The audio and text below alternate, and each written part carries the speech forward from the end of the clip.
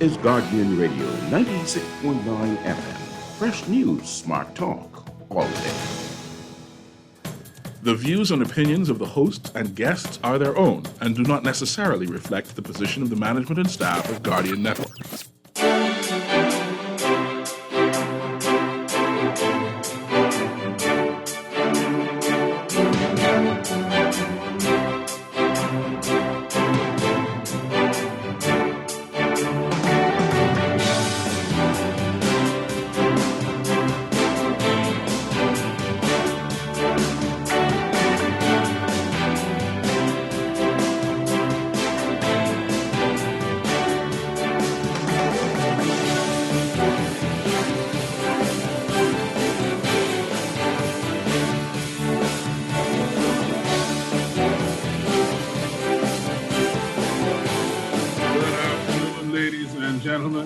Let's get right to it. This is the Political Review. My name is Quincy Parker. I'm your host. As usual, I thank you for joining us on this wonderful Sunday. It's a beautiful day outside. The Hero World Challenge is happening at the Albany Golf Course. Tiger Woods' wonderful tournament.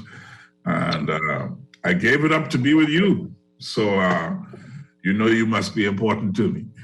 And I'm excited today.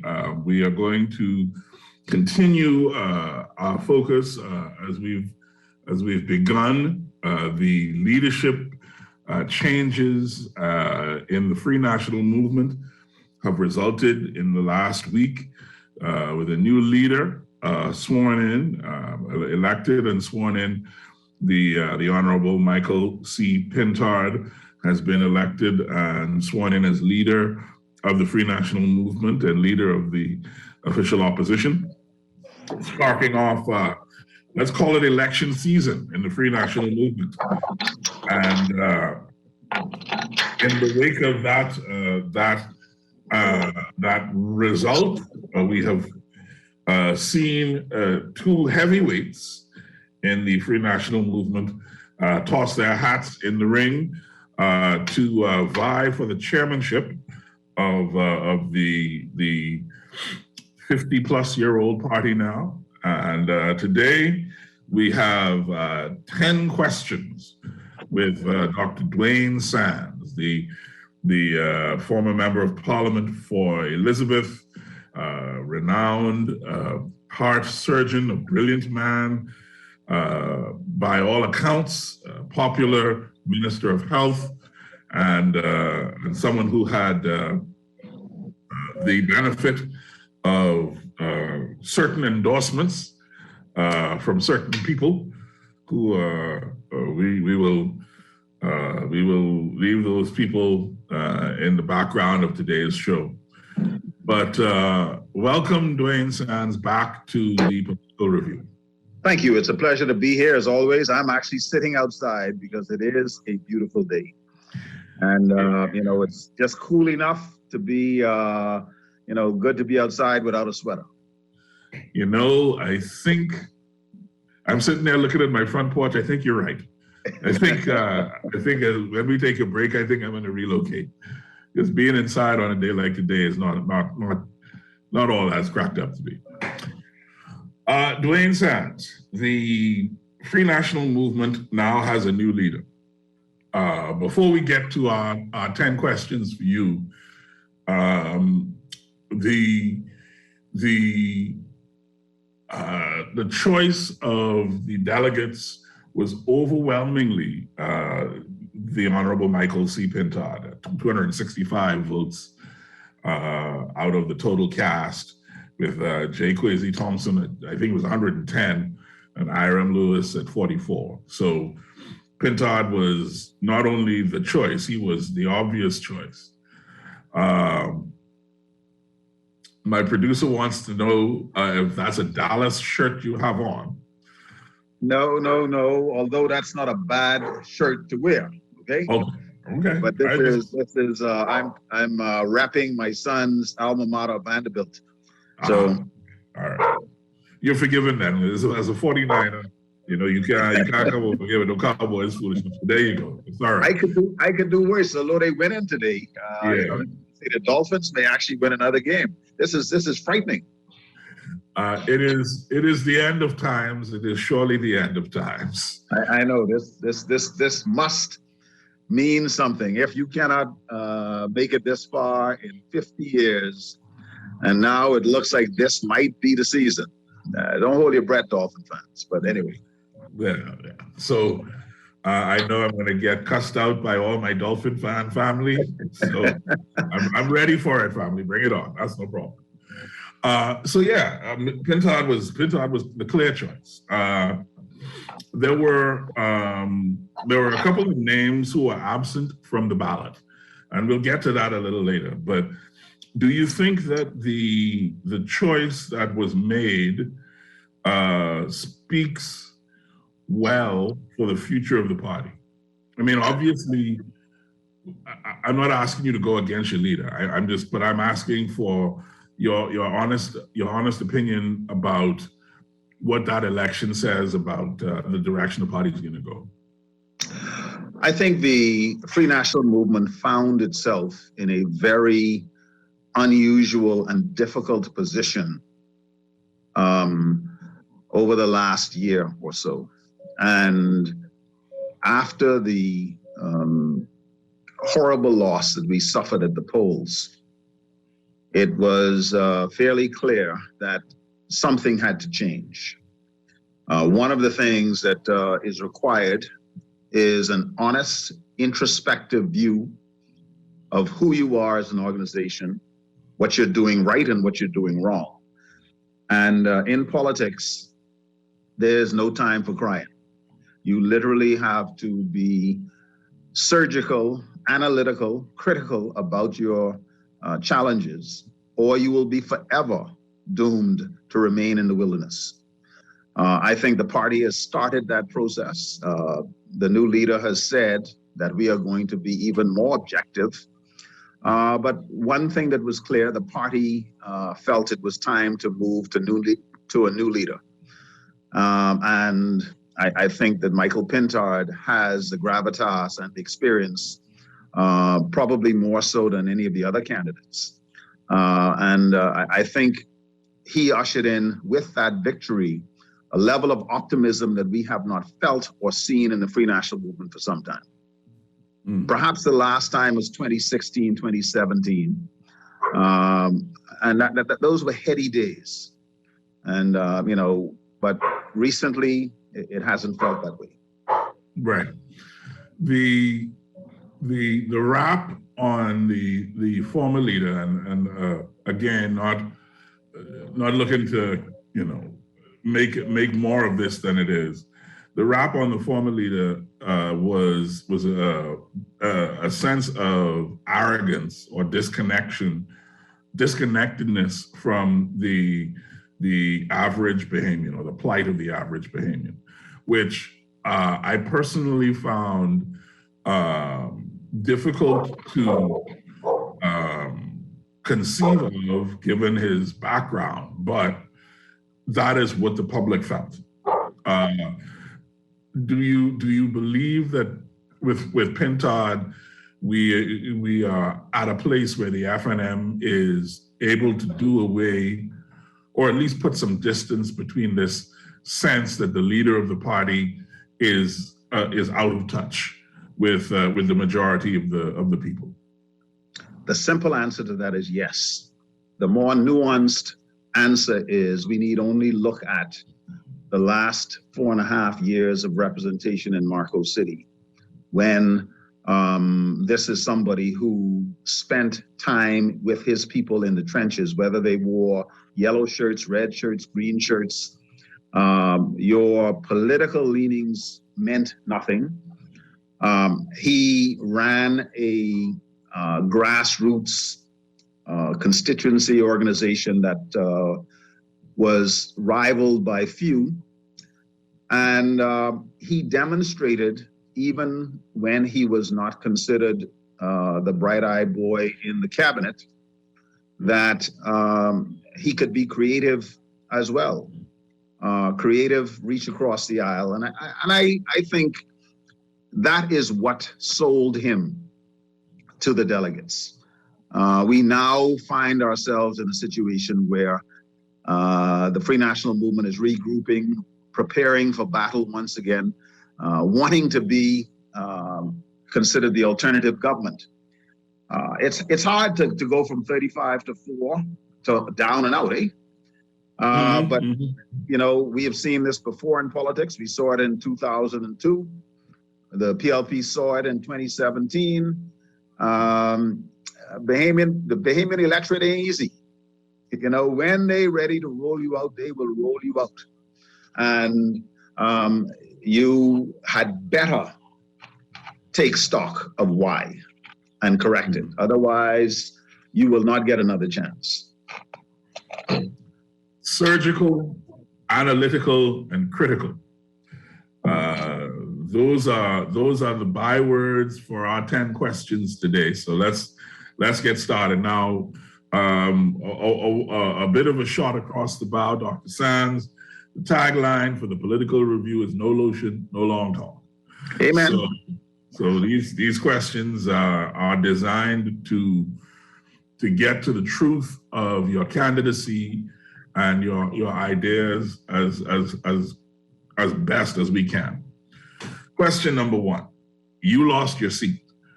Why should the people of the Free National Movement repose their trust in you to be their chairman when you could not hold your seat? That's a reasonable question. Certainly, if we look at the founder or the original leader of the Free National Movement, Cecil Wallace Whitfield, was challenged for many elections to win a seat. We have had a situation previously where another leader, Tommy Turnquest, led the party outside of the lower house. In the last election, incredible candidates, effective candidates lost. I don't believe that winning or losing an election is necessarily a litmus test for competency, for efficacy, for leadership. Sometimes you get rolled out just because you get caught up in the wave. And I can remember saying to a very good friend that I was going to try and lash myself to a tree with some heavy bamboo and try and withstand the wave.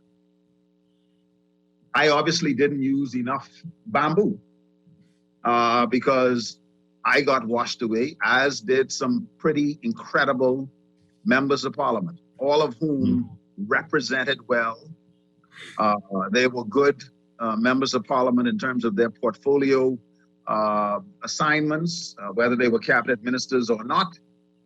But like I said, you know, in this lap and in the previous lap, people got rolled out. I mean, just think of the current cabinet ministers in the Davis administration that got rolled out in 2017. I hardly believe that it means that you are not fit for people to repose their trust in you to perform. So I don't look at that as an effective litmus test. Probably one of the greatest politicians of all time, so Winston Churchill, didn't have the best track record either in terms of elected office. And yet he is arguably the greatest leader in the history of Western democracy.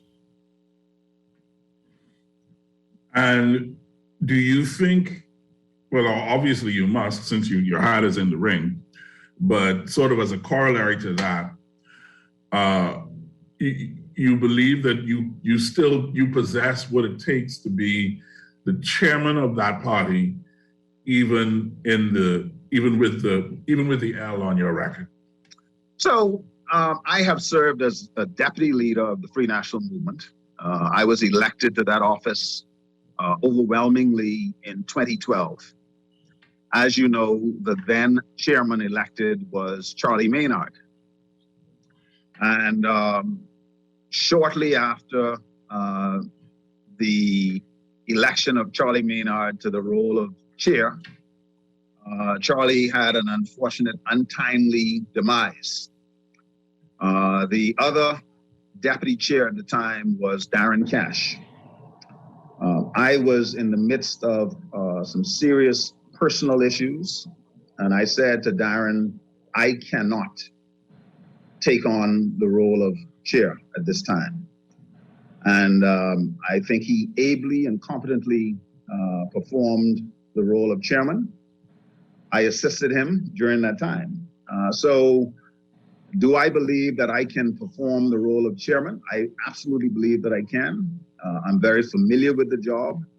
I have no doubt that I will equip myself well and provide the level of support required by the leader, the deputy leader, and the other members of parliament. So, question 2. The numbers are very, very clear. 40,000 plus FNMs didn't vote in this election. How do you plan to deal with that, with those tens of thousands of FNMs who stayed home? So now we're getting to the brass tacks of the discussion. We believe that supporters, traditional supporters of the Free National Movement, when they are disquieted, will stay home. They won't necessarily vote for the other side. They will simply stay home. And if you look at the numbers, even though the Progressive Liberal Party won a handy majority of the seats, they did so with not a whole significant increment in number of votes. So this was a low turnout, low percentage election. A lot of FNMs have been complaining over the past few years about this feeling of being disconnected from the organization that they support. And we simply did not address those concerns. We had constituency associations in disarray that had challenges at a very fundamental level. And now what we need to do is, from the ground up, rebuild the organization in a way that it is battle ready, but more importantly, that is reflective of the concerns of the people who align themselves with the organization, so that they can feel that this is more than just something that they go to the polls to support once every 5 years and then they're forgotten. So let's dig a little deeper on that. I have a number of friends on, of course, of every stripe these days. And when I talk to my FNM friends during the course of the campaign, during the course of the last term, there was a sense by the intellectuals among them of, what are they doing? Why that course of action? And then among the more grassroots folks was a sense of, they ain't talking to nobody. I can't hear anything. I can't get through. So in terms of strategy and a strategic approach, do you envision that there's maybe more than one message to the FNM as a party at large? We need to go back and look at how 2017 happened. In the lead up to 2017, there was a serious question about unity in the Free National Movement and what was the ideal message. In spite of a fairly acrimonious convention in 2016, you watched people jettison the Progressive Liberal Party, and in particular, Perry Gladstone Christie, And the position was pretty clear that we will take anything other than this. I think that was misconstrued as we absolutely endorse and support the current version of your party.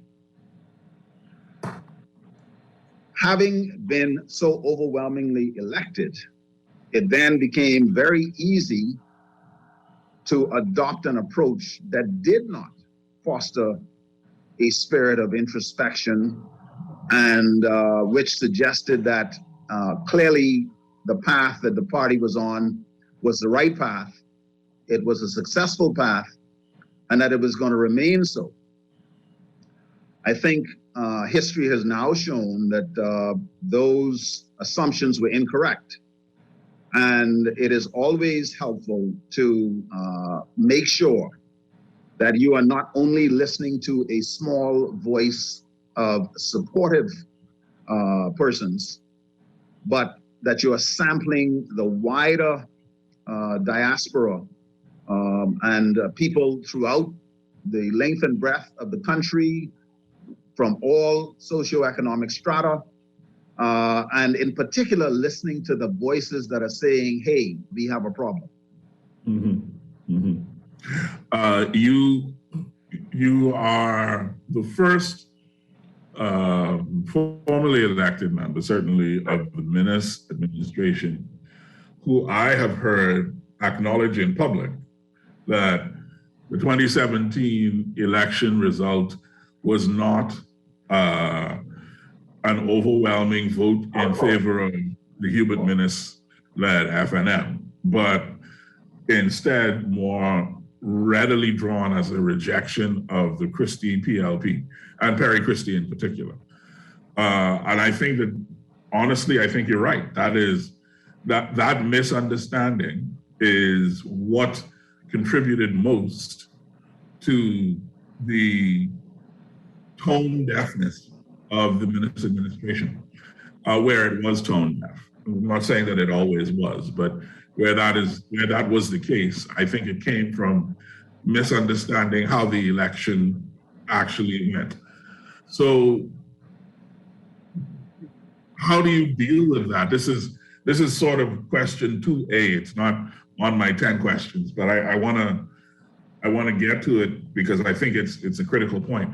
How do you deal with that in the aftermath of a loss like this, when you have to lick your wounds, but you also have to figure out what happened? I think it's critically important to go back to the roots of this organization. And this party was born out of dissent. So the original 8 members of the Free PLP who left the fledgling, pindling government on matters of conscience, the party or the movement was born out of dissent. And certainly, I think that if we are to remain true to our roots, the organization will only thrive for any great length of time if it has the ability to manage, to use the parlance of Lincoln, with a team of rivals, with individuals who bring different ideas to the table in a respectful but sometimes spirited manner. But groupthink isn't going to get you where you want to go, because if there's a problem and somebody sees it, you have to empower that individual or those individuals to not be afraid to speak up and say, my brother, this don't make no sense. And we ought to do something different. Now, if you have, on the other hand, insulation or isolation of leadership from dissent, and dissent is frowned upon or not supported, then you are going to crash and burn eventually. Yeah. And I think the first thing that needs to happen is to cast a wide net to reclaim individuals who have felt abandoned, dejected, rejected, discarded, who feel as if this was their organization that they no longer recognize. And there are many, many people who say that I don't recognize this free national movement. So when you listened to the new leader speak, by name, he would have called out the Hubert Chipmans and the Loretta Butler Turners and the Richard Lightmans and others. And those names chosen deliberately speak to persons who would have been fundamental to the growth of the party. Aniko Grant, for instance, would have been somebody who had been elected repeatedly in Central Grand Bahama with a track record that is unmatched in Bahamian politics, and yet discarded by the Free National Movement. We got to go back and hope that he is minded to say, I'll come back home. Mm-hmm, mm-hmm. Well, I mean, and you see with LBT, who you stood up with at that contentious convention that you mentioned. And let me say, while I hold true to the no lotion view, the fact that you stood up with Loretta has always endeared you to me in my heart, because the others didn't. And they had their reasons, but I talked to a couple of them, and I think it took huge balls to stand up next to her and say that you felt like dissent was the order of the day. But what I was going to say is that the dissenters have been ostracized to such an extent that Loretta went to the PLP, and they throw in a party and say Loretta came back home. There must be, by calling her name, I'm sure that you all have indicated that there's a strategy to reclaim what was once yours. But that is something that I feel very clearly that has been lost in terms of looking at both parties. There's a sense that the FNM now is a different party, a different kind of party almost than it's historically or traditionally been. So question 3 then is I think going to put us in an area to deal with that, which is, what is the ideal relationship in your view between the party leader and the party chair?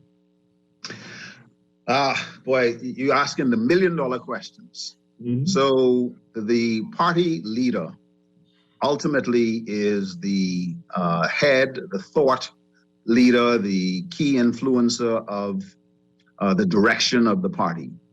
And that is constitutionally enshrined. There are other executives, and I'll get to the chairman last. The treasurer is obvious. The organization has to be financially viable. The secretary general clearly has a role. There are countless other offices, but the big 4 is ended by the chairman. The chairman's role is basically to make sure that the party is an effective battle-ready organization, that it is able to mount a response to the political demands being made in a timely, preferably immediate time frame. And the chairman looks to ensure that the associations in all the 38, almost 40 constituencies around the country maintained from the bottom up. That role is decidedly different than the role of the leader. They are complementary. There ought to be no competition. Both persons, male, female, this is a gender neutral comment, have to be able to respect each other, to work together, and to understand the difference in roles. But both roles are important.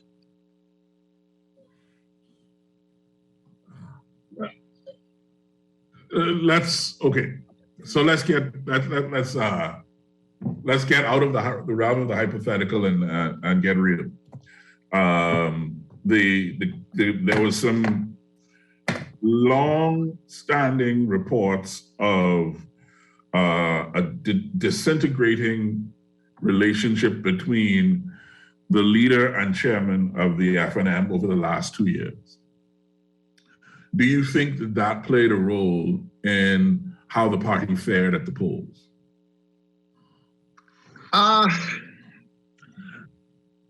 I'm not going to evade the question. I think that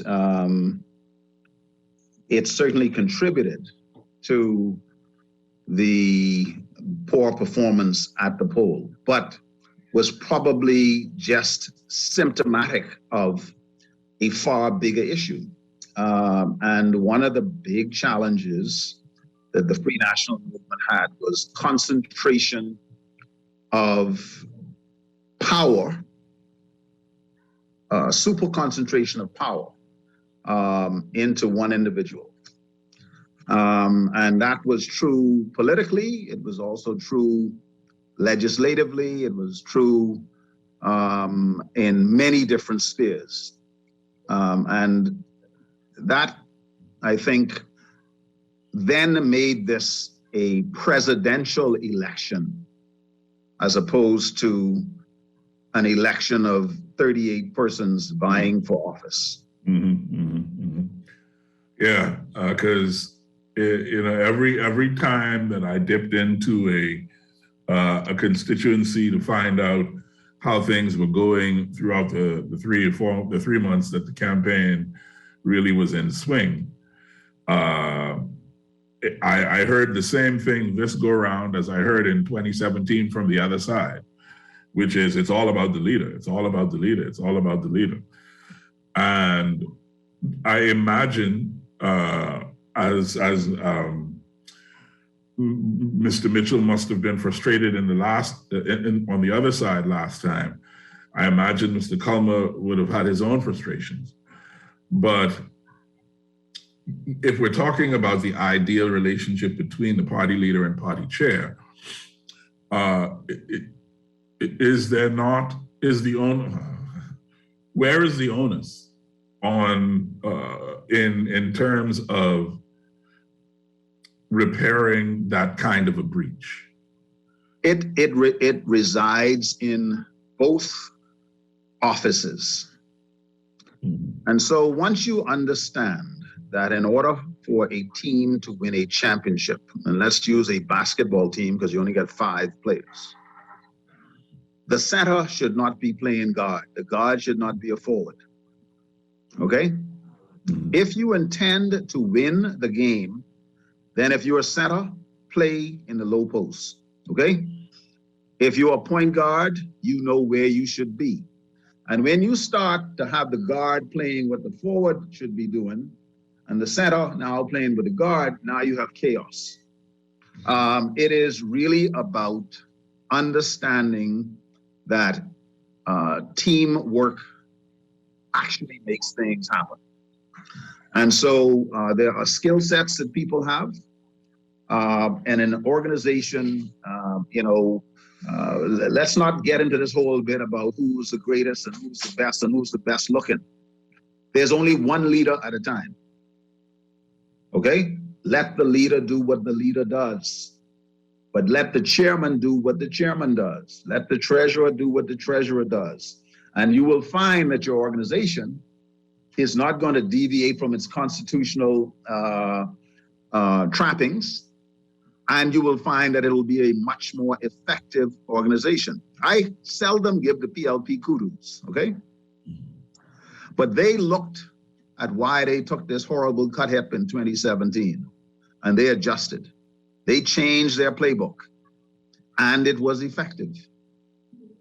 And if you looked at the PLP in the House of Assembly from 2017 until election 2021, they tried to stay pretty close to that playbook. They hit some of the same themes over and over and over and over and over and over. And it worked. They are well, okay.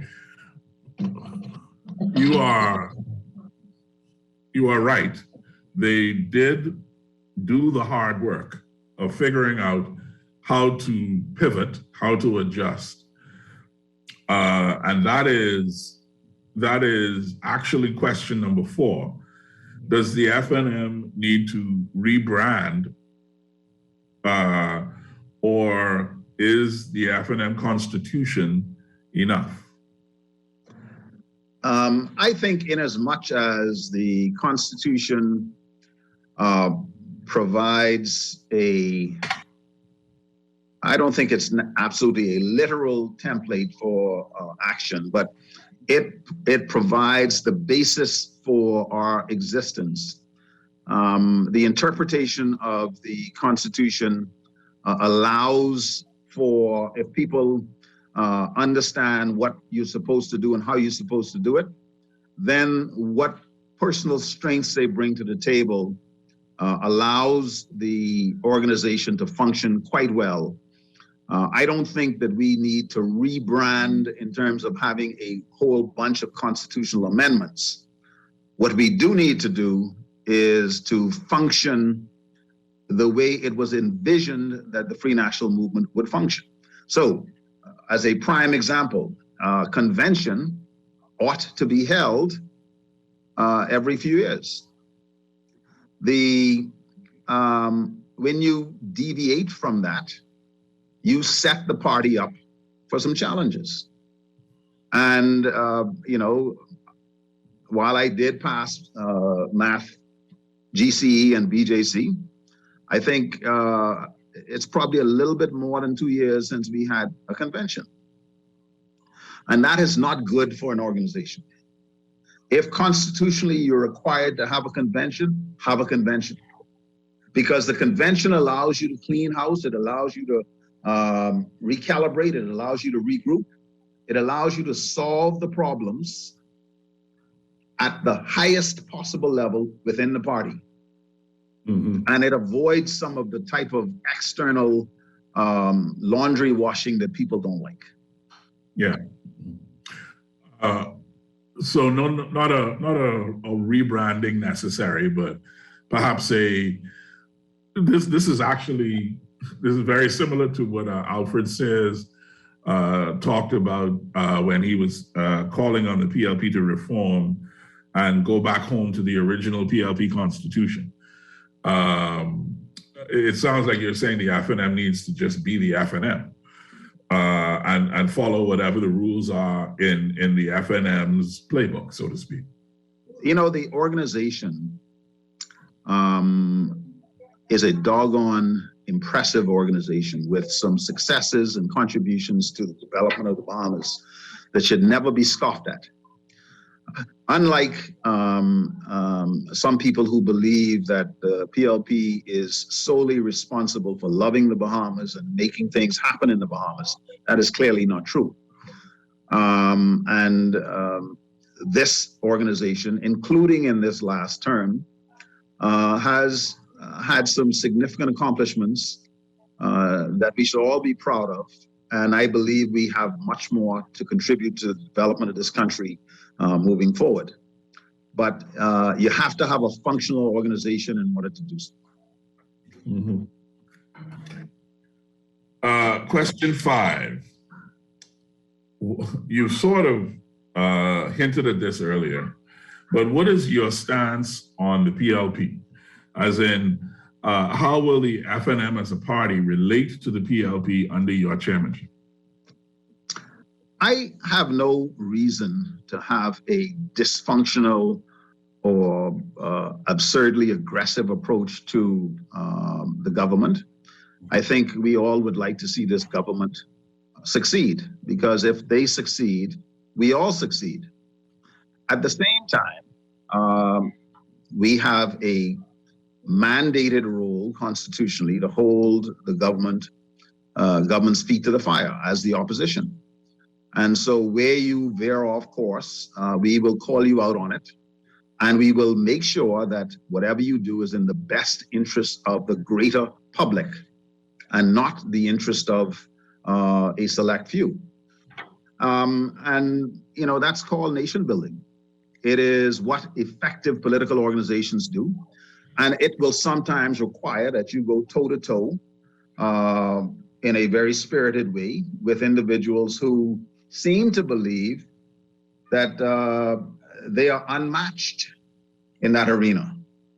And so if you talk about arrogance, the previous chair, God rest his soul, was pretty good at what he did, but he could be cut down to size. The current chair will also be cut down to size because he does not have absolute control of the use of the English language or understanding of life or politics or government. So the ability to not cede ground extemporaneously is going to be very important. You literally have to go toe to toe with the chairman of the PLP in real time. And sometimes it's going to get ugly. Respectfully, but ugly. This is a question that I don't know to what extent political parties deal with questions like this, which I'm sure they hope are rhetorical. But if you do your job as the official opposition and you keep Progressive Liberal Party's feet to the fire and you help this government succeed, and they get a 10 years instead of a 5 years, will you have failed? Well, I think we're talking of false equivalence here. Every Bahamian ought to want the best for the Bahamas. And I think that you would be disloyal if you wanted our prime minister to fail, our government to fail. Now, bear in mind that we have a government acting, or who ought to be acting, in the interest of the people. Now, that said, notoriously, the Progressive Liberal Party has demonstrated that they have a very hard time keeping the wheels on when they're in government, in large part because they have to deal with the interests of so many. And I am not, this is not any pejorative or assigning any illegality to intention, okay? It's simply that it's very difficult to keep them all on the same path. And so you will find that as time goes on, and already we're seeing it, the loose cannons start to show up. And as they show up, you point that out, even as you assist, even as you do what a responsible citizen should do, and that is help to build the country. Now, they may also not want you to help. But the responsible thing, and I have only one country to which I pledge allegiance, is to make sure that as I age, my country gets better and better and better. And I may not be able to do it in government for the next 5 years, but I sure as heck can do it as a part of the opposition and as a citizen. So if the Bahamas succeeds, nobody has failed. Nobody has failed.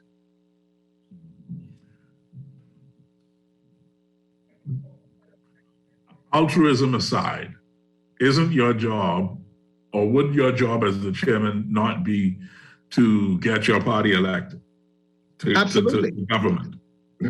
Absolutely. And we have seen time and time and time again that the metric for re-election oftentimes has very little to do with accomplishment.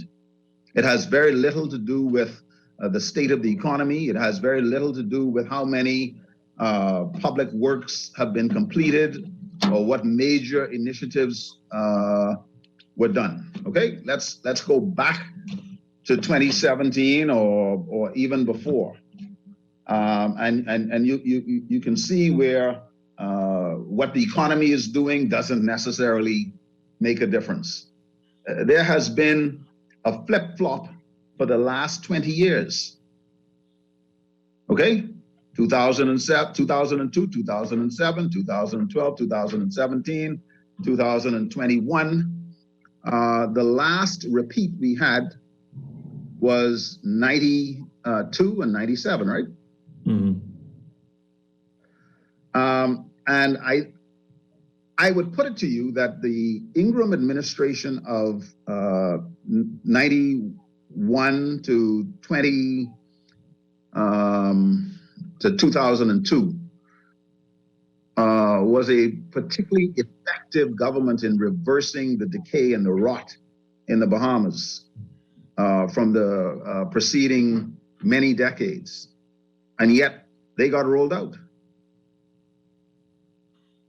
Mm-hmm. So you don't necessarily have to perform badly as a government, or the Bahamian people don't necessarily have to suffer for you to suffer politically. The Christie administration in the lead up to 2007 died a death of 1,000 cuts because of the personal decisions made by a number of cabinet ministers and scandals, if you recall. That is what did that administration in.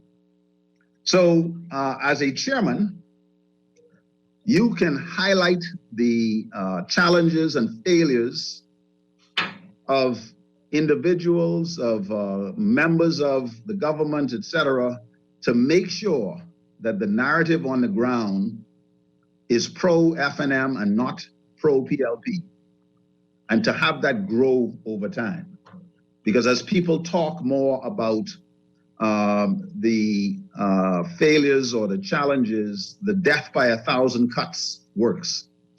And the bumbling narrative of, oh, see, they can't do that right, they can't do this right, they can't do that right, etc., leads people, even if their personal financial situation is better, their children are in school, their mortgage and rent is paid, etc., they may still say, look, man, I tired of these fellas. Look, we're gonna get somebody who is likely to do even better for us. And I believe that the Free National Movement promises to do exactly that.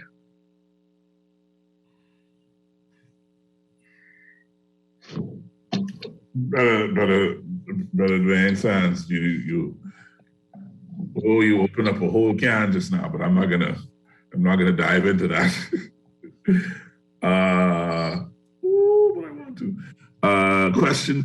Let's move on. Questions. Now, Quincy, they can say you give me a blind, okay? Anyway. No.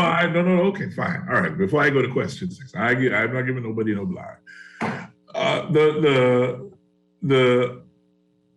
The fact is that Menace and his and your administration had 2 years of positive economic momentum.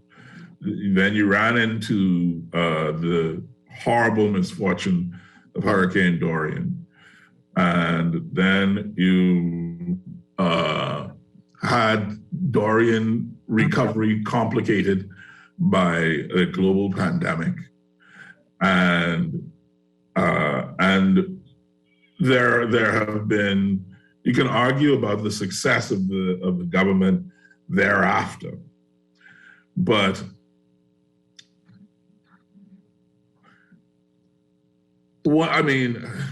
it's almost as if those two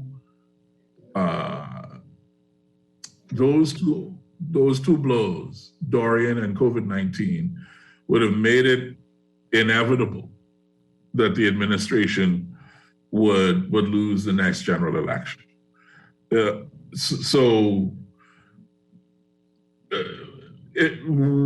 the chairmanship and a party that is united and unified, how, and this kind of goes back to the question we're talking about, the stance of the PLP and not wanting anybody to fail. How could you have stayed the government?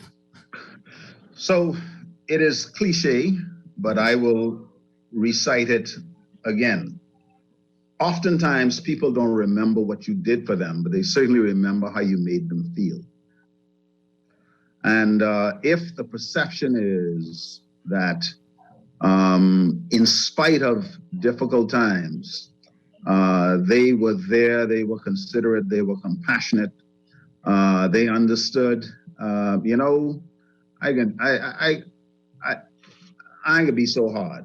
Okay, he's a nice guy. Okay, he was there, came by my house and spoke to me. He knew the trouble that I was going through and sat down sometime and even just listened. That goes an incredibly long way. Sometimes it won't go far enough. But in politics, what I've learned is if people perceive you to not care about them, Bahamians will tuck that in their breast pocket. They may say nothing about it, but come election day, I can show you. I can show you. Because now the rabbit got the gun, and that is basically how it happens. As we dissect the last 4.5 years, and in particular the lead up to this election, as a party, I think we will move from the theoretical to the actual. I think the goal is to have focus groups who can say exactly how they felt and why they did what they did, to poll young people and women and not so young people, persons that are swing voters, etc. So we can move this from the theoretical to the real, to find out what caused people to do what they did. I'm pretty sure that we all have our ideas, and some of those ideas aren't going to be very far from the truth. But the party, when it does that, I think will move to become a more compassionate organization, a more humane organization, and people, particularly Bahamians, find that to be even more endearing than competency. One of the things that I've heard consistently was as a criticism, and I hope that our listeners don't think of today as a referendum on Dr. Minnis, because that's not the point. But in terms of the chairmanship of the party, my conversations with your chairman often involve having to deal with how people feel about the leader.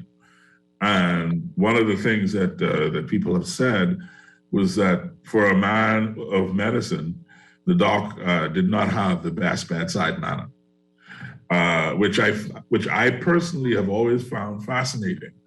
But I suppose it supports the point that you're making. People, they weren't so interested in what he was doing. They were more interested in how they felt and how he made them feel about what he was doing. And that is a very interesting lesson of this last 4.5 years, I think. Well, Quincy, let me personalize this. And people talk about me and how they feel about me as a politician. Boy, he's stuck up, he this, he that, etc. And I listen to these things and I ask myself, is this who you are? Is this how you come off to people? Are you engaging? Do you rub people the wrong way when you interact with them?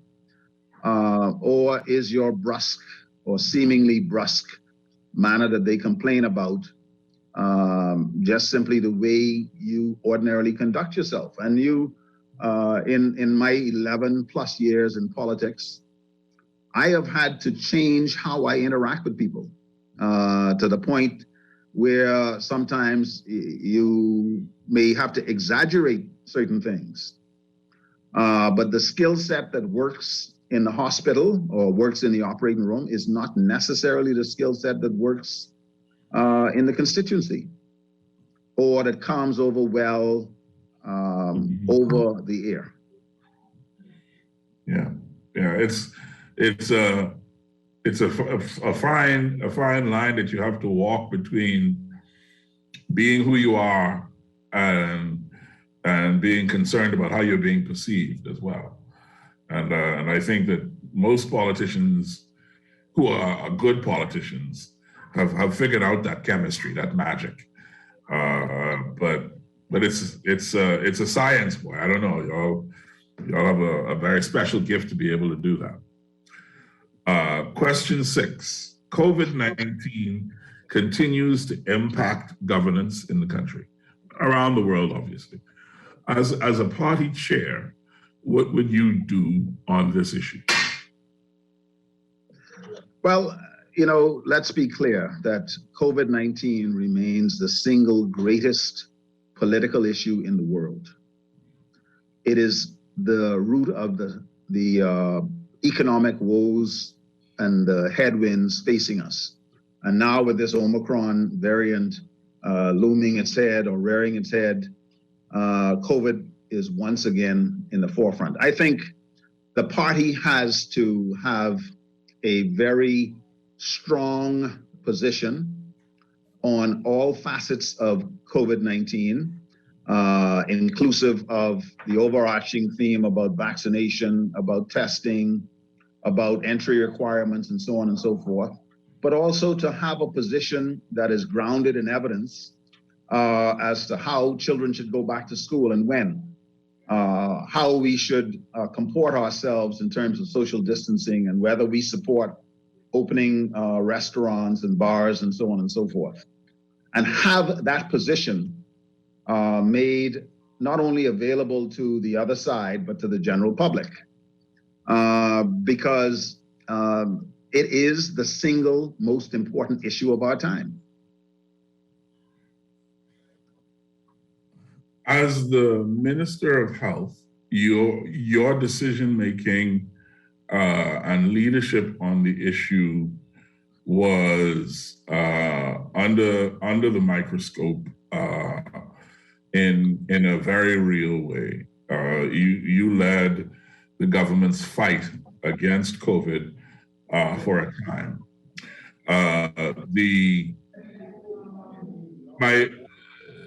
My circle includes a number of people who are part of the medical profession, and the word that I had from that part of the circle was that the medical profession seemed to feel like your leadership on the issue was appropriate, that you were doing the right thing.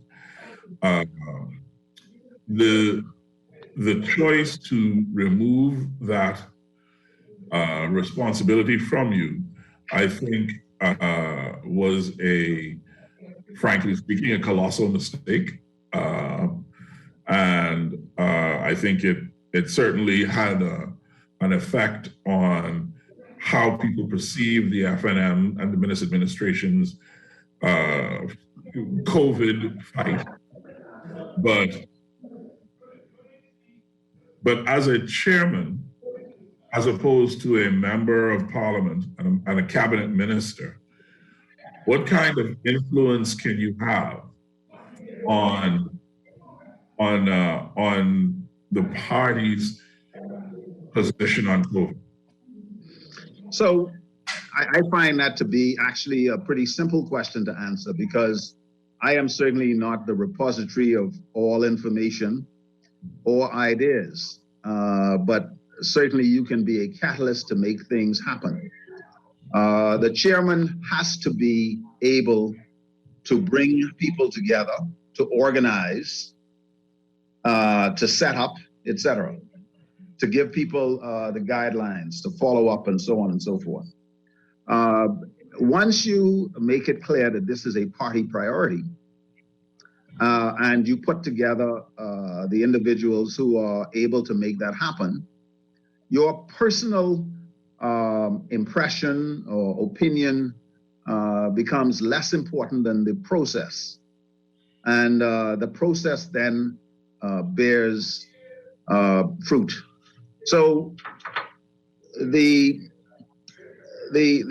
party's position on crime, the party's position on virtual education, the party's position on indoor dining.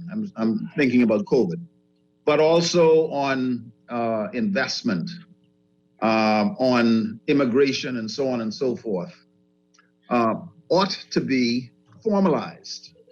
That the party that is the government in waiting has to be able to start building up confidence within the general public. And the way you do that is to not be shy about it and say, when we become the government in 2026, this is what we are going to do. And don't be afraid that, oh, they can teeth our ideas and so on and so forth. You won't get the chance unless people say, boy, that's a good idea. And imitation is the sincerest form of flattery, eh? So if they then do what you said, well, okay, fine. At least the country is going to move ahead. Yeah. Something that you said just now brought oh Lord, this is an anecdote. I don't know how you're doing this, but anyhow. So prior to 2017, when once the leadership race had been settled and Dr. Minnis was the leader of the party, he and I were speaking about his tax relief plan for the inner city. And I kept pressing him as the business editor at The Guardian. I kept pressing him for details on the plan. And one of the things that he said to me was that he didn't want Mr. Christie to hear his plan and then do it and then get all the credit for it. And I think that's a perfect example of the kind of thing you're talking about. And how do you guard against that kind of decision making or that kind of choice? Well, again, you used the word altruism earlier when we talked about taking a position that on the face of it wouldn't necessarily result in political mileage. I think that it's pretty obvious if you originate an idea and you promulgate that idea, propose that idea, that people are going to say, boy, on such and such a day, I heard so and so say that, and they copied the idea. But that's less important than a good idea that is put in place that benefits the Bahamian public. Okay? We all have a very limited lifespan. The Bible says 70 and you get 80 for good behavior, right? But you ain't gonna be here forever. And if you wait until that perfect moment before you put all of these bright ideas into the atmosphere, then we are not going to develop this country. At this point, the Bahamas requires a growth rate of better than 6% and possibly even higher in order to get out of the doldrums that we're in. Now, some would say that is impossible given the reality of our fiscal circumstances. But, there will be no white knight on a white horse riding in to save us. And if we only think about contributing to the country in 5-year cycles, then I put it to you that you probably got to question whether you are true Bahamian. And I mean that seriously. So if your political fortunes require that you trip up the other guys and you prevent them from functioning and you allow the economy to only grow at 0.2% a year, then, I don't think we need you in the Commonwealth of the Bahamas. If your only interest is to make the people in your party thrive, and you could care less about the people on the other side, then, you ain't no true Bahamian. As a matter of fact, I would question whether you love people at all. Now, if you truly love Bahamians, then you would want to see people in yellow and red and green and the color of the flag and all them other parties and the independents do incredibly well. Because now we move the conversation to a different level and we start talking about the types of things that civil society ought to be talking about, and not whether or not Sally and John can eat a meal tomorrow night. Mm. Can we beat COVID-19?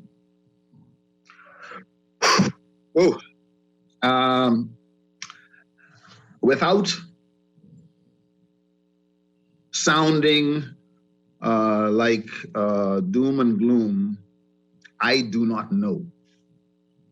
I will say to you that I believe this has been the greatest public health challenge, certainly in more than 100 years, and maybe ever. And COVID is proving to be an elusive foe. The only way that we are going to beat COVID is with unprecedented international cooperation. And right now, that doesn't exist.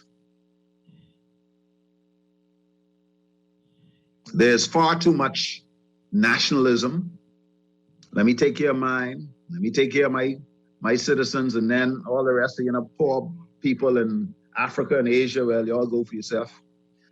We'll pay it lip service, and let me single out the United States for being so generous to the Bahamas and other countries in helping us to have access to vaccines. But none of us will be safe until all of us are safe. And that message simply is difficult in the current international political environment. So for an open, a country with no ability to shut people out, and an open economy, open borders, open everything. How does we've stepped aside from the 10 questions now, because this is important to us, I think. How do we put ourselves in a position to, if not beat COVID-19, then at least ride through? I think what we need to do is to be very, very flexible in terms of looking at the real evidence, to filter it in rapidly and in real time, and to try and make some decisions that actually make some sense. Let me give you an example to explain what I mean. So the decision to ban flights from Southern Africa, while it was in lockstep with some other countries, it will in no way benefit the Bahamas, and it will in no way change the trajectory of the spread of Omicron around the world. And so I think we need to move away from that position pretty quickly. At the same time, I think we need to now change our testing strategy for everybody, vaccinated and unvaccinated, coming into the country. And we now need to strengthen the discussion about the uptake of vaccines by Bahamians.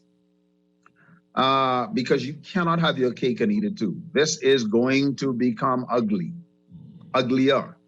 And when you look at the Bahamas and the number of deaths, we've had now 705 COVID deaths in the Bahamas, which means that as a country, we are among the worst case fatality ratio countries in the world. and we haven't completed the process of adjudication of causes of death. And so, how do we move forward? I think this administration is going to have to get more flexible in terms of inviting expert involvement in the decision making in real time, because the decisions aren't being made as quickly as they should. They've made some good decisions and they've made some not so good decisions. When you say you can't have your cake and eat it too, what do you mean? Bahamians say, boy, that COVID vaccine, I ain't for that. But I want to go in the bar and I want to go in the restaurant and I don't want to wear a mask.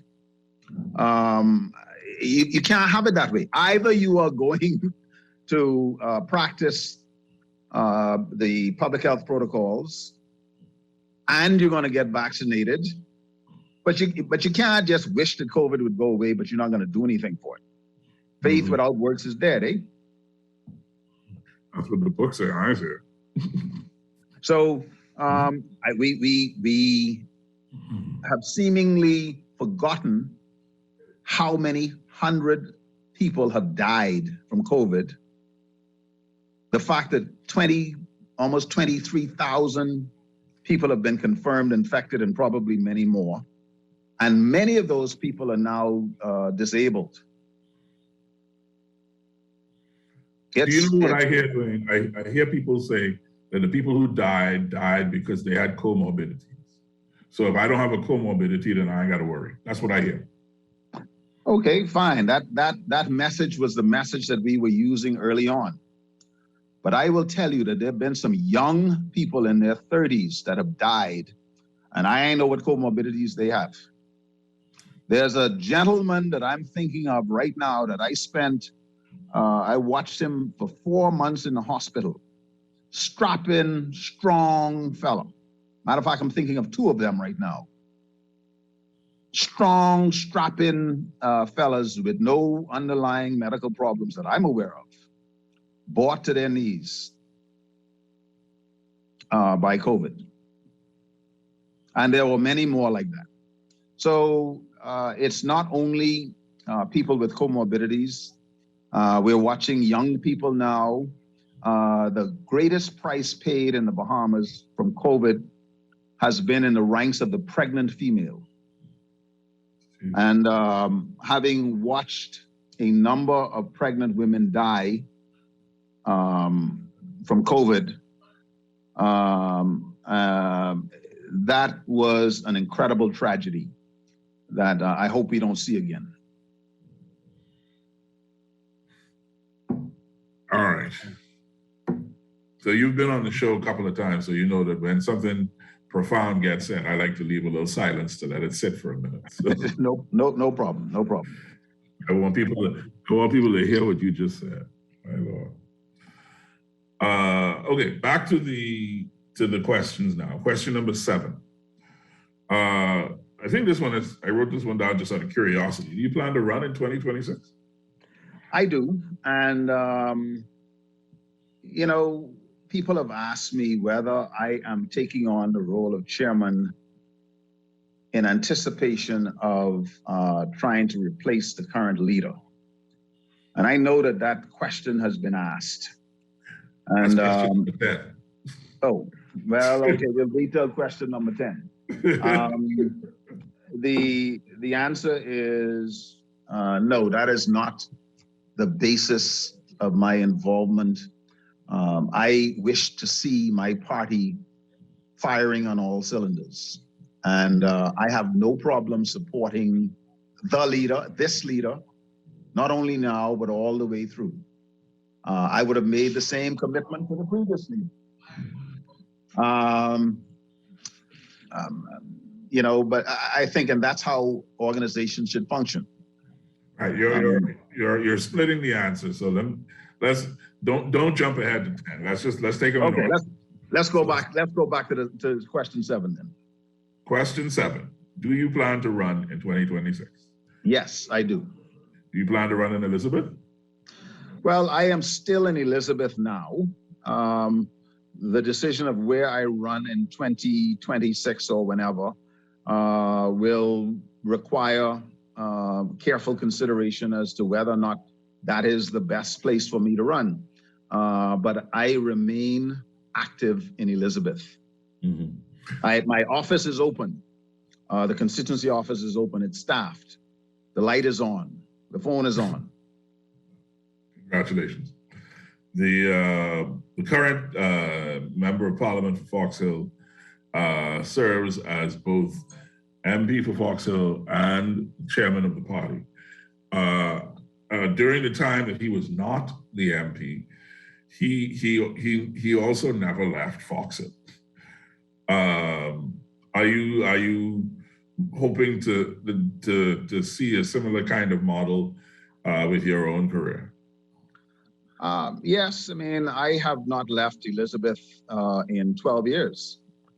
We have kept constituency offices open for the majority of the time, even when we were not in government. There were some times when we allowed it to close, when it didn't make sense fiscally. But yes, I think you have to have a presence in the community, and it is the community that determines your fortunes politically. I had a conversation with someone. I don't know if I could relay this without. I had a conversation with someone who was contemplating, because they had moved from one role to another, contemplating the cutting ties with a constituency. And the argument was that in politics, you're nothing without your base. You have to have a base. You have to have a base. You have to have a group of people who support you, or else you're just Johnny, one fella sitting out on the road, and that you can get picked off easily. What are your thoughts on that? I agree. I would say to my fellow FNM candidates who are licking their wounds and lamenting their loss, don't take this thing too personally. We know that huge numbers of our supporters stayed home, and they believe that they had good reason to stay home. But that doesn't mean that they have necessarily left the party or that they don't support the Free National Movement. They just were not prepared to vote FNM this time. We heard them speak in the lead up to the election. And the analogy that I said I was going to try to lash myself to a tree. Mm-hmm. Because we saw the wave, we saw it coming. Don't let anybody say that they didn't see it coming. Because if they say that they didn't see it coming, they lying. It was obvious. But it was obvious. But we hoped that we could withstand that wave, as some did, and I congratulate them for doing so. But many did not. Yeah.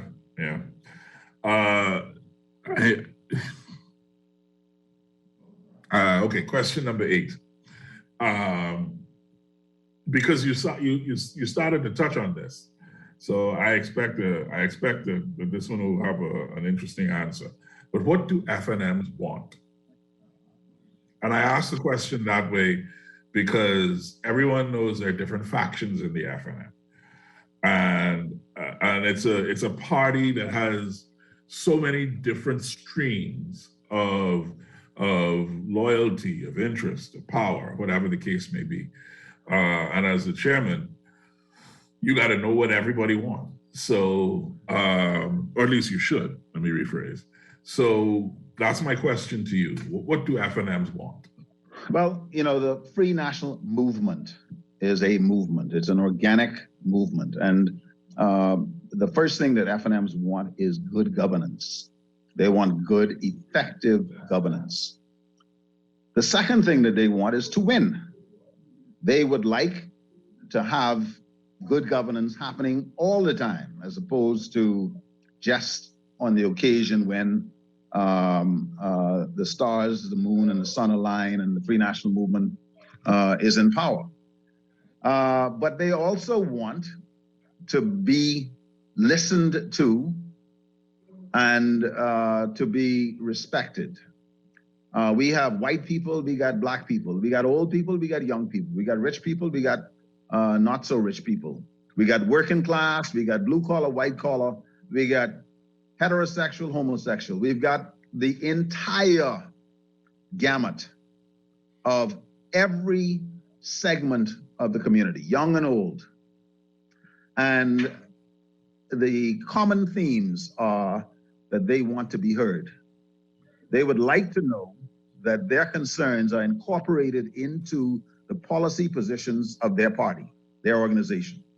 They don't necessarily want a job. They don't necessarily want a contract. They don't necessarily want anything other than that respectful engagement from their organization, and they want to be proud of their organization.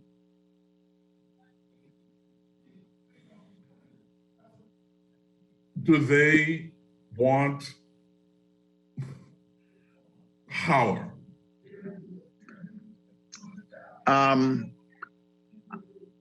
I would have to read into that question, Quincy. They want the government of the Bahamas to be an effective government, free from chaos, crisis, and any other drama. They would like to know that there are progressives and transformational ideas that are being brought to the table, and that some of the old challenges are going to be the legacy challenges that face this country are going to be met. And so if that's what you mean by power, yes. In terms of whether some of them want to get jobs, yes. Do some of them want to get contracts? Yes. But I don't think that they are in the majority by any means. Mm-hmm. There's I have a couple of friends who are, I wonder if, who say to me, when your people were in power, presuming that I'm an FNM, which I don't know why they would presume that. When your people were in power, I didn't eat. Now that my people are in power, I could eat. And so I'm gonna eat. And the rap on the FNM has always been that they don't, quote unquote, feed their people. As a chairman at a time when I think that kind of politicking is under scrutiny, how would you deal with that kind of I guess, political reality? I think what you have to do is to walk and chew gum at the same time. That the idea that persons have to be victimized in order for other people to benefit is an idea that we have to discard in this country. What it basically means is that you've got to prepare your people for opportunities and make sure that you can find them those opportunities. So all other things being equal, they have access to opportunities because you have prepared them to be ready, that they can get there first without, betraying approaches of equal access for all Bahamians. I know that answer is probably not the answer that some FNMs want to hear. That there are some people who believe that when a political organization is in, that they should look exclusively for the members of that organization. There are some roles that are indeed political roles. And when an organization comes in, those roles should go to those individuals. At the same time, when that organization demits office, you should be prepared to resign and not believe that that is a role that you're going to hold on to in perpetuity. Because if you got it politically, then the next fella should be able to give it to his people politically. Right. But this really comes down to simultaneously being focused on growing the economy to raise the tide for all boats, to ultimately eliminate this issue. Because if we are going to be in a country that says that only members of Party A will eat now, and I don't care if you starve because you didn't support me, I'm uncomfortable with that kind of country. But Dr. Sands, that's the reality. Or at least, let me rephrase, that is the perceived reality. Yeah. It is a perceived reality for some. And we are watching right now a number of people who felt that they had apolitical jobs find themselves on the street. The leader and the Minister for Social Services demonstrates some similar views that that people ought not be victimized in that way. And for the Minister of Social Services, Obi Wilshcombe, to take the position that he did so publicly, I think speaks to that he is functioning as a real Bahamian statesman in that instance, as opposed to a political partisan. And more of us have to do that. There are reports going around about this road minister or that road minister of state. But I hear the producer calling for a break, so we'll take a short break and be right back, Dr. Sands, to ask questions 9 and 10. Okay. This is the Political Review, 10 questions with Dwayne Sands, who is running for the chairmanship of the Free National Movement. We'll be right back on the Political Review.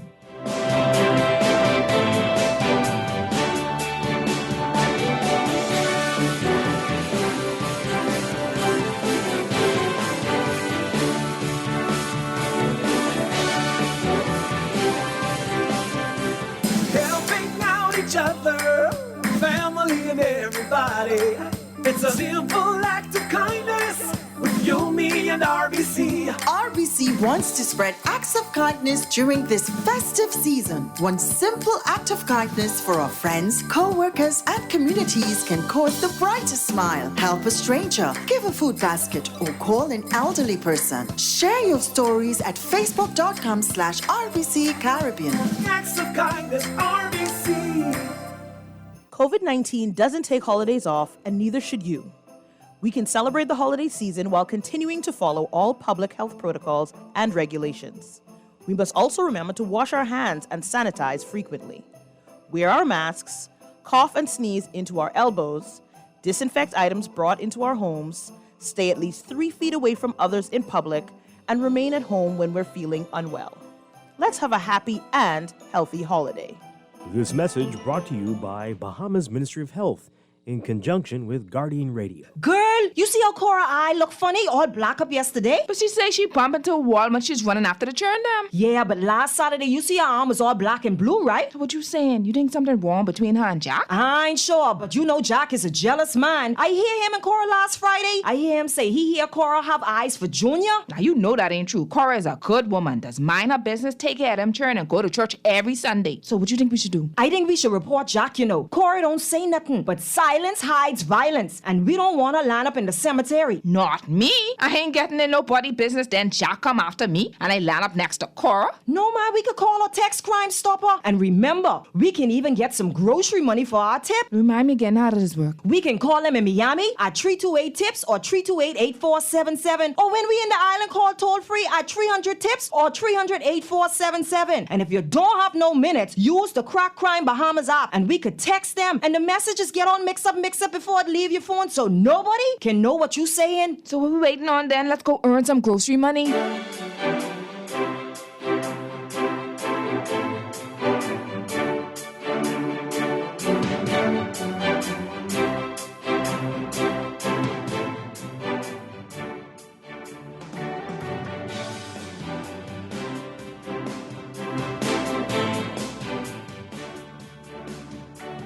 Good afternoon, ladies and gentlemen, and welcome back to the Political Review. You're right, Dr. Sands. This beautiful day. I couldn't stand. I told you, man. You should have gone outside a long time. You know. Yeah. Well, yeah. The producer, for whatever reason, didn't want to take a break to give me the time to go. I guess they were just too fascinated with your answers, right? So. Yeah. All right. So. This question 9 is a bit of a relative to question 8. So how will you make decisions in the face of differing agendas as the chairman of the Free National Movement? You know, I always think that political organizations ought to be loud, boisterous,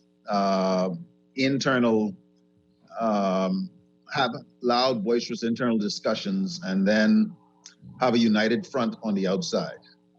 But in order for that to happen, you have to fertilize that type of environment.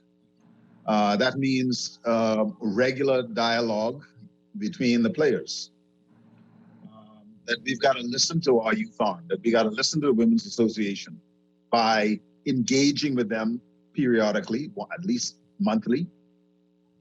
That the executive leaders have to meet regularly, that we're ensuring that information is being filtered up from the constituency associations. And once you foster that kind of environment, the themes start to repeat themselves, eh? And after you hash it out and you argue about it and you cuss each other, this is the position. I'll never forget, in the referendum, I had a personal position that we ought to have a national lottery. I was a part of the executive of the Free National Movement. And in the lead up to that referendum, the party took a position that it was going to be no on both questions. Okay, I'm a part of the organization. I'm not prepared to resign over it. It's no for me. That was my public utterance. I don't have a problem with that. But the process requires that you engage people. If you don't engage people, and then you tell them this will be your position, now you can create a problem. Because if you do not give people an opportunity to be heard, they can be heard somewhere. Mm-hmm. Mm-hmm. The difference between the FNM and PLP in many instances comes down to, in terms of perception anyway, a sense that the PLP is a much more homogenous group, whereas the FNM has, as we've discussed, these different factions and streams of power and identity. I've heard people talk about the Cecil Wallace Whitfield Party, the Ingram Party, now the Menace Party, and then there's even people who are adherents to Tommy and Sekendo, right? And all of those different streams of power come with their slight differences in how they believe the party should move forward. And then on top of all of that, you have a party that has a constitution and a history. and that to me suggests that the chairmanship of the FNM is going to be something like a juggling act. Do you agree with that, and are you prepared for that kind of juggling? Quincy, the most difficult people to come to consensus are physicians. Mhm. And even more difficult than physicians would be surgeons, okay? Because we are leaders in our own right, we have our own minds, etc. So having served as a chairman of the Department of Surgery, the ability to bring people together is not something that's foreign to me. You have to build consensus. You've got to go and find people where they are. You've got to encourage them to move from their entrenched position. But all the time, you have to be seen to be respecting the position that they have and why they have it. And, you know, within an organization, sometimes that requires that you go at it several times. Sometimes you got to take a time out. But if you are an effective leader in any organization as chairman or leader or treasurer or secretary general, that is a skill set that you cultivate. I don't think it's going to be impossible, but you got to try. And you'd be amazed at what you can accomplish when you try, because people are longing to say what they wanted to say and didn't get a chance to. Or when they said it, that they were not berated for it. Mhm. Do you believe that narrative? Do you buy that narrative that there are all these different streams of identity within the FNM? Yeah, I mean, you know, they're not as rigid as it used to be. You know, you got the Cecilites and the Ingramites and the this and the that, and the Turnquest faction and so on.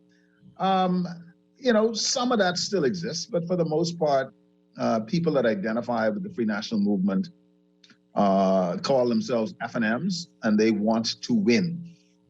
And they want their organization not only to win, but to do well and to acquit themselves well in governance. So, you know, some people still say they're UBPs, eh? And they identify with that historic part of the past that people want to say you ought to be ashamed of. I suggest that we embrace them all. And the more people you have in that coalition, the more formidable a force you have, and you have an unbeatable force. And that is what this Free National Movement is going to become as we move forward. An unbeatable force. How much bloodletting do you think is necessary before you get to that place? I think there may be some, but we've done the bloodletting already and it didn't work very well. I think we've sacrificed some of our own and didn't benefit a whole lot. So bloodletting, while it might sound like a reasonable strategy, we've already learned that it backfires on you. And what you do is you just solidify people in opposition to you or to your principles. Mm-hmm. So honey works better than vinegar. Let me sit down with you and find out where you stand and why you stand there. Let me understand your position. Many people took positions of principle. Some of them were in this organization when it was founded around 1971 and suffered for the organization, were ostracized for the organization, And so they consider themselves to be freedom fighters in their own right. I see no reason why they should not be invited to be a part of the organization again. Encouraged to come back and to feel at home. There is definitely a sense that certain segments, like whole segments of people, got pushed to the side over the last 10 years in the FNM. And I heard Pintard from the stage say, "Come back home." As you say, he called names and whatnot, but I think of the dissenters who were ostracized in the parliamentary caucus this last go round. McAlpine and Reese Chipman and Travis Robinson, and I have to call his name, Vaughn Miller, but Vaughn is, for whatever reason, he's a disappointment to me. But I think he was always a PLP, so he just went home. But it's how do you bridge? How do you build that bridge to bring, let's say, a McAlpine back into the FNM? Even though, again, I think he's another person with a past connected to the other side. Without speaking out of turn, because I'm still constrained by the oath that I took in cabinet, I can say that Michael Pintard's experience as a cabinet minister, as a member of the administration, was not an easy road. And I think that made him a stronger, better politician. And I think he brings that life lesson to leadership. And I expect that will permit him to be more inviting, more welcoming to persons who may have a different view of life, of politics, of governance than he does. But I think it will allow him to identify common interests, national interests. And the one thing that we are seeing in the Free National Movement now is a spirit of optimism. It's at the convention 2 Saturdays ago, you looked at people casting their vote, but we were all together. We were playing dominoes and having a good time, talking with each other. And I can honestly say that I saw very few instances of acrimony or tension. And that's a good thing. That's a very good thing. All right. So now is question 10, which says, do you plan to challenge for leader in the convention in 2 years? No.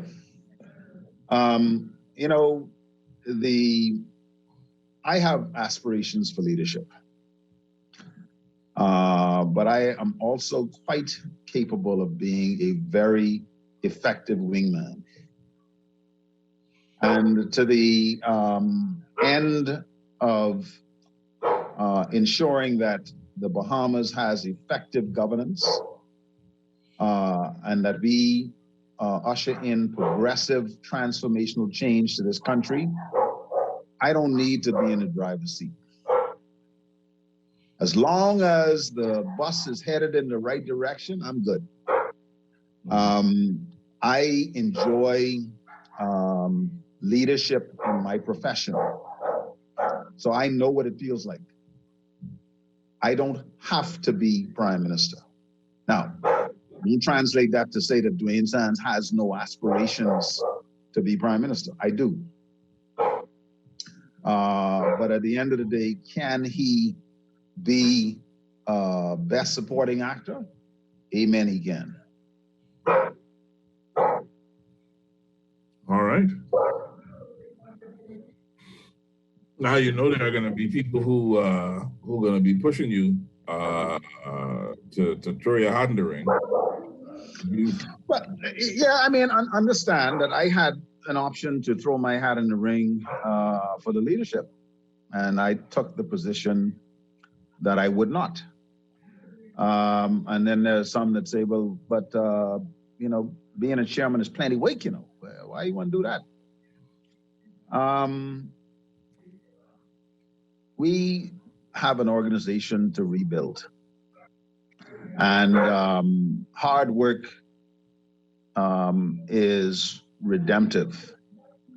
I have unfortunately gotten this disease of caring about my country, of wanting to see it do better, and throwing in my hand wherever I could to contribute where I could. Some people say, why do you do this? Because this is the only country I have. And it ain't gonna get no better when somebody from foreign does it. So let me throw my blow where I could throw my blow.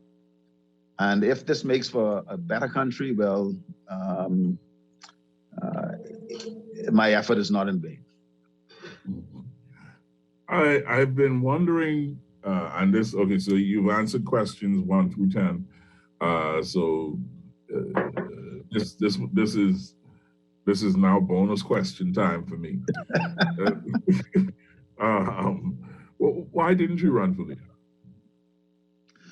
I think we have had the experience as a party where the leader tried to function effectively outside of the lower house, and it didn't work very well.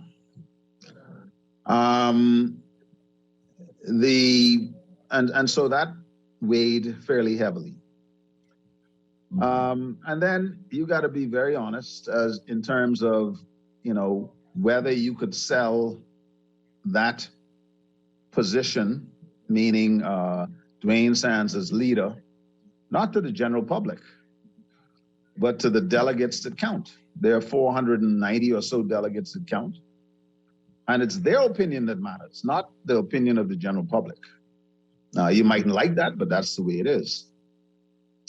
You put that together and you come up with a metric that says, this may not be the right time for you. And, how do you contribute if you want to contribute?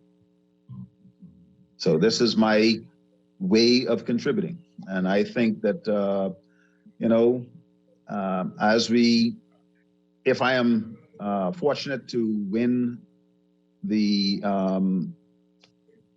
vote, the majority of the votes or a plurality of the votes, I think it's going to be a very exciting time in the Free National Movement. And I look forward to watching the transformation of the party.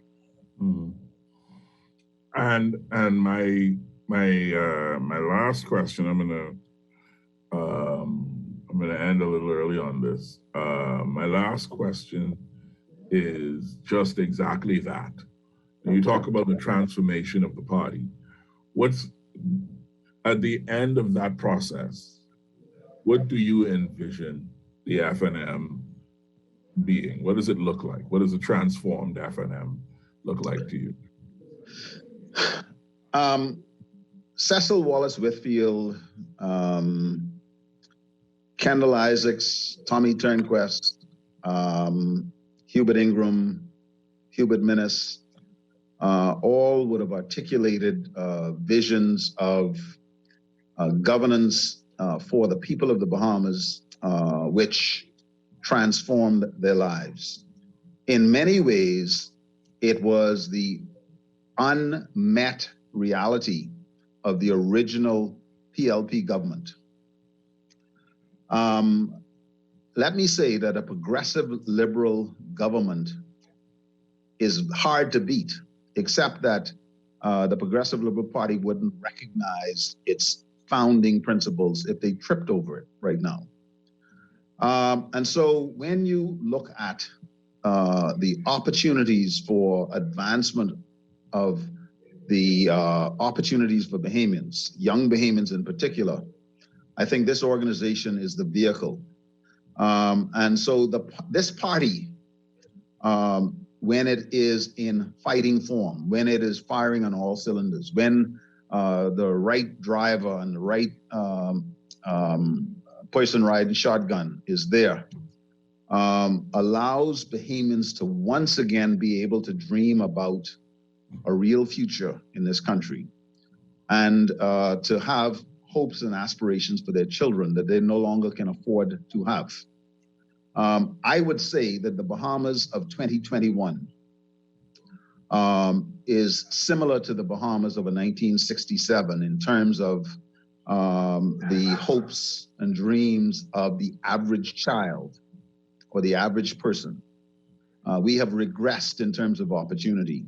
And if we can restore that hope, that dream, and make it come to fruition, then when I go to my grave, I will know that I have done all that I could do in thanks for what God has given me and what He's blessed me with in return to the people that I love.